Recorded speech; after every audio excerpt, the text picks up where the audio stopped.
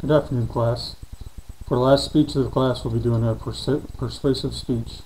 My topic for the persuasive speech will be motorcycle groups/gangs. I'll talk about some of the different motorcycle groups and how they operate and are perceived by the public. I'll also talk about some of the personal experiences that I've had with motorcycle groups or clubs. Motorcycle gangs have been around for many years. From the early 1940s to the mid-1960s, motorcycle gangs were really in the spotlight per se. In 1947, there was an incident that started the negative perception of motorcycle gangs. The Hells Angels rode into Hollister, California, and took over a town for a whole weekend.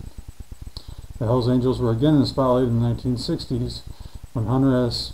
Thompson wrote 2 articles about the Hells Angels and put them into a negative light.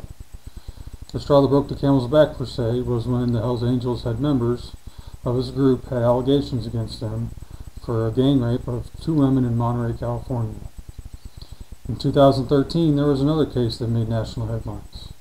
In Manhattan, there was a case where a driver allegedly hit several motorcycles, and the motorcycle gang followed them and eventually got them pulled over and hurt the driver, which he ended up driving himself to the hospital with injuries.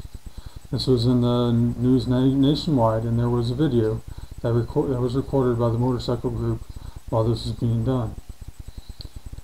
There are 10 motorcycle gangs that stand out above the rest as the most dangerous. In the article, The 10 Most Dangerous Motorcycle Gangs in America, it outlines the 10 that were in the United States. The gangs are considered to be outlaws or 1%ers in the motorcycle gang world. You have the Warlocks. This is a big group in Pennsylvania and Florida. They are known for their violence and being associated with drugs. The Highwaymen are big in Detroit, Michigan.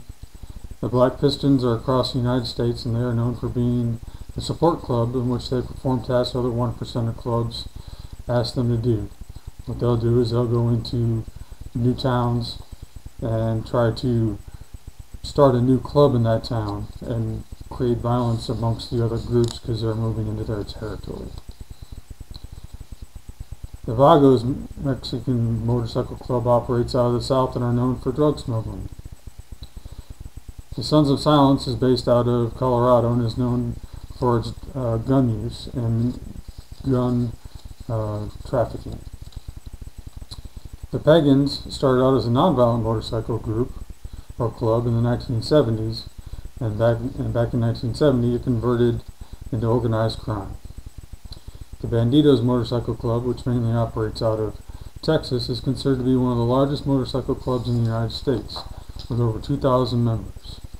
They are known for smuggling drugs across the United States border to Mexico. The Mongols operate out of Southern California, and they are known for taking over Southern California from the Hells Angels in the 1980s. The Hells Angels are nationwide, but have the most members in California. One interesting fact is that the Hells Angels became a business, and they are incorporated in the United States and Canada. And they've actually sued some of the movie companies on some of the movies that have been made so far today regarding motorcycle groups or gangs. Not all motorcycle clubs have the image of being bad, or a reputation of being bad. One club that comes to mind is the BACA, or Bikers Against Child Abuse. This group brings kids who have experienced any sort of abuse onto their own chapters and provide a safety net so that they don't have to be afraid anymore. Another motorcycle group that brings a good light to clubs is the U.S. Armed Forces Veterans Motorcycle Association. Their focus is to promote motorcycle safety and riding enjoyment, to support and participate in events, fundraisers, and other ceremonies of the American Legion and other veterans organizations such as the VFW, AMVETS, and military motorcycle clubs and associations. To support veterans organizations that will raise awareness of plight and sacrifices that the American service members has made for the freedom of every American and the POW, MIAs, and their families. So how does motorcycle groups, whether they're good or bad, relate to how I chose this article? I initially got into motorcycles back in 2004 when I transferred from Kings Bay, Georgia to Pearl Harbor, Hawaii. My mom actually, at the time, was actually into a motorcycle group where she bought a Harley Davidson trike and was part of the local chapter out of the Harley Davidson store. And they would go around and ride motorcycles from whether it be, you know, in-state, out-of-state, or she went as far as going over to Sturgis and down to New Orleans. Wherever the group wanted to go, that's where they would go. And sometimes when I was on vacation on military leave, I would go back there and I would hop on the back of the motorcycle with her and we would go for a ride with the group. And that's how I got associated with the group. And it wasn't in a bad light, it's just got to be part of that. So in 2004 when I transferred, like I said, from Kings Bay, Georgia to Pearl Harbor, Hawaii, in the transition from there, I went back to where my mom lived, and I took a motorcycle safety course during my time off, and I passed it, and I ended up buying a motorcycle there and having it shipped out to Hawaii. And then I rode that all the way from 2004 up until last year.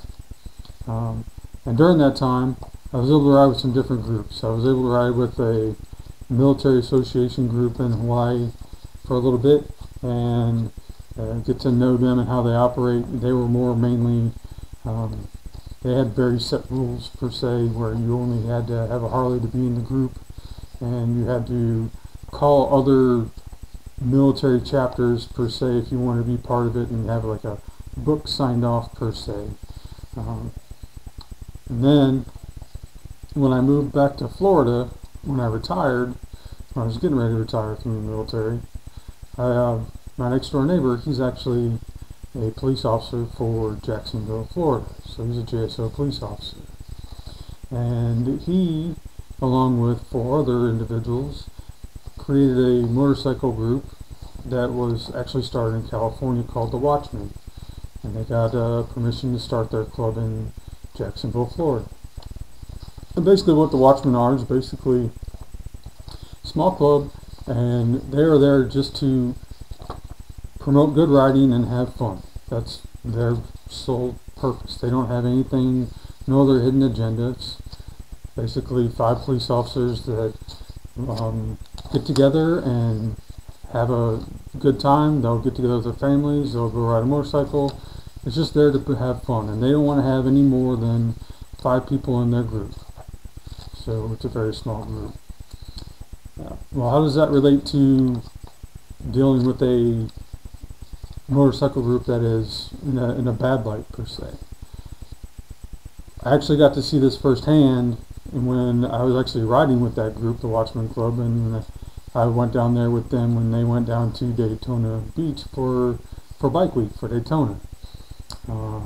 Everything was all fine and dandy per se on the way down, and the whole time we were there, and on the way back, riding back, we ended up stopping at this gas station on the side of the road to take a break on the way back up, and there was this motorcycle that came cruising by the gas station, and all of a sudden we heard it come off idle, come off the speed and then come to idle, and then we heard it coming back.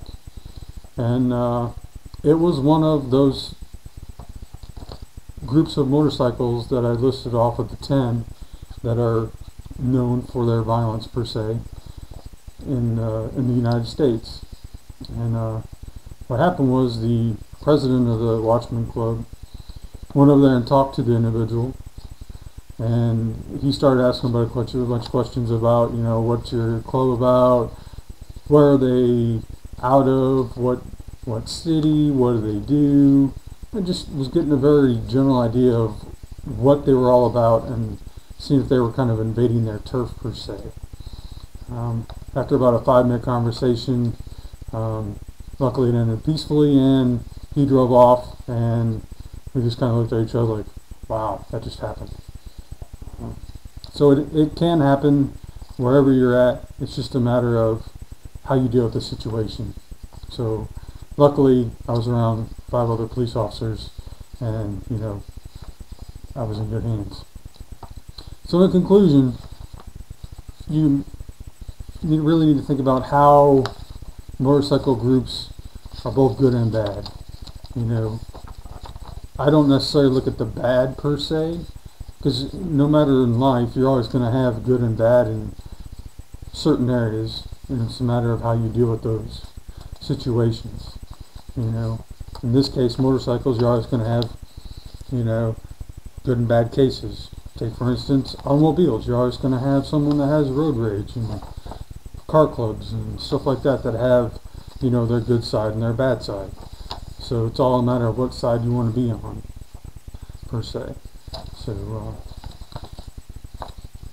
for my references, I used the Motorcycle Gangs, Losers, and Outsiders 2006, K&L Learner and B&W Learner, and Zara C 2013, October 18th, Bad Samaritans Newsweek, and then the other one was HTP EliteDaily.com News, Biker World Gang comes rescue abused children, and then finally the U.S. Armed Forces Veterans Motorcycle Association .com.